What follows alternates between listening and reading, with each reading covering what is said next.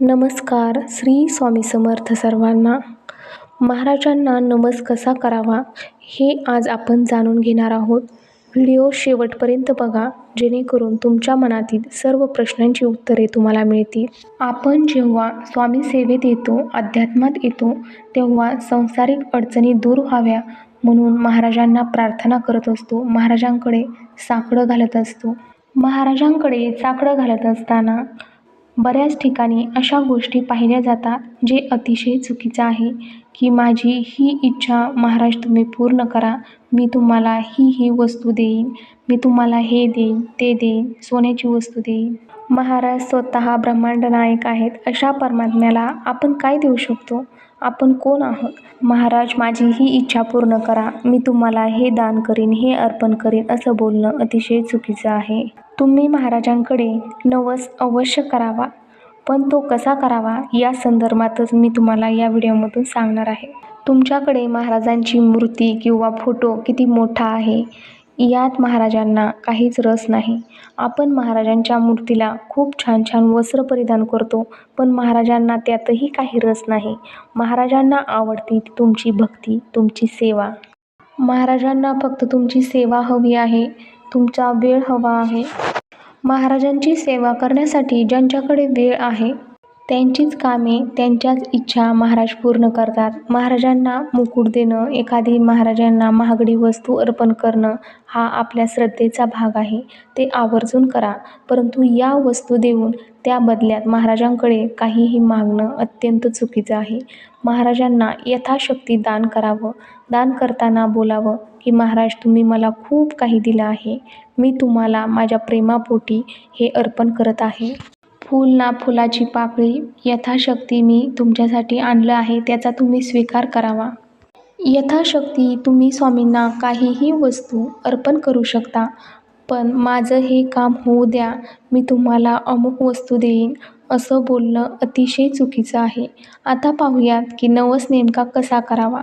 तुमच्या घराजवळ जर महाराजांचा मठ, केंद्र किंवा दत्त मंदिर नसेल, तरी तुम्ही घरात महाराजांना मूर्ती किंवा फोटोसमोर बसून नतमस्तक व्हा. कोणतीही सेवा सुरू करण्यापूर्वी आपण स्वामी महाराजांना नारळ, खडीसाखर अर्पण करत असतो. तेव्हाच आपला सेवेचा संकल्प पूर्ण होतो. सेवा रुजू करण्याची ही एक पद्धत आहे. नवस कोणता आणि कसा करावा? तर महाराज मी तुमचे 108 पारायण करणार आहे, मी नित्यसेवा करणार आहे. फक्त मासिक धर्मात सुतक विटाळ असल्यावरच मी सेवा करू शकणार नाही. बाकी प्रत्येक दिवशी कितीही संकट, कितीही दुःख, काहीही झालं, कितीही अडचणी आल्या तरी मी सेवा थांबवणार नाही. महाराज मी रोज तुमच्या केंद्रात मठात येईन. महाराज मी दर गुरुवारी तुमच्या आरतीला मठात येईन. महाराज मी तुमचे नामस्मरण करीन. महाराज मी तुमची अमुक अमुक सेवा केल्याशिवाय झोपणार नाही. कोणतीही सेवा नाही झाली तर झोपण्यापूर्वी मी नामस्मरण अवश्य करीन. त्याचबरोबर महाराज मी तुमच्या मठात, केंद्रात किंवा दत्त मंदिरात आल्यानंतर मी मंदिराचा परिसर झाडून घेईन, स्वच्छ करीन. जेव्हा आपण कोणत्याही मंदिरात साफसफाई करतो, कचरा बाहेर काढतो, तेव्हा आपल्या जीवनातील कचरा दूर होतो असं मानलं जातं. अशा प्रकारच्या सेवांचे संकल्प तुम्ही करू शकता. काही स्वामी भक्तांचे असे म्हणणे असते की मी 2-3 महिने खूप सेवा केली पण मला अनुभव नाही आला. यामागे काही वैयक्तिक कारणे असतात, आपल्याकडून काहीतरी चुका झालेल्या असतात किंवा महाराज आपली इच्छा पूर्ण करतील की नाही याबद्दलची शंका आधीच आपल्या मनामध्ये असते. मनात श्रद्धेची कमी असते. महाराजांची सेवा करत असताना आपल्या इच्छा पूर्ण करून घेण्यासाठी महाराजांवर परिपूर्ण श्रद्धा असणं खूप महत्त्वाचं असतं आणि आपल्याला सेवा वाढवायची असते. एखादी व्यक्ती खूप दुःखात आहे, अडचणीत आहे, मार्ग मिळत नाही, अशा व्यक्तींना तुम्ही महाराजांच्या चरणी घेऊन जाऊ शकता. त्या गरजू व्यक्तीला तुम्ही महाराजांच्या सेवेत आणू शकता, सेवेबद्दल सांगू शकता, त्यांचे दुःख दूर होतील आणि त्या गरजू व्यक्तींचे आशीर्वाद तुम्हाला नक्कीच मिळतील.